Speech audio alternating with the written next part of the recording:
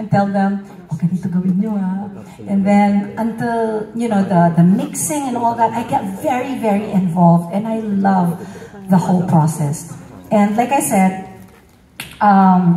the story of this song, I was doing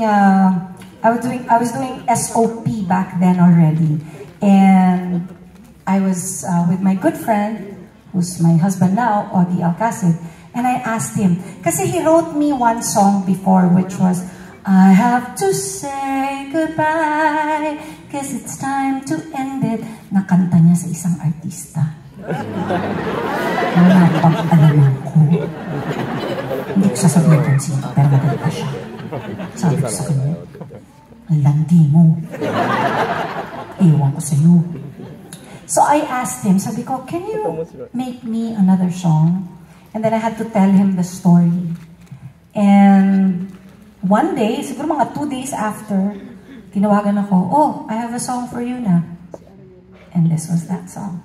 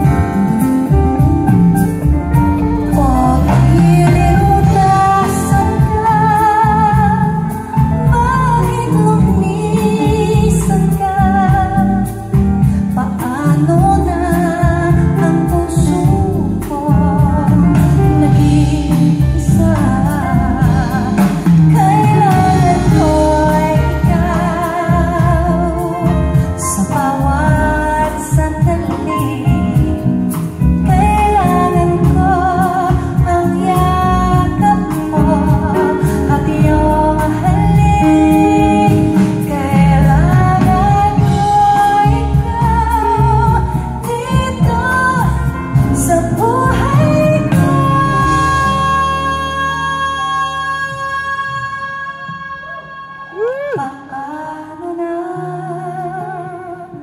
ang puso ko nag-iisa?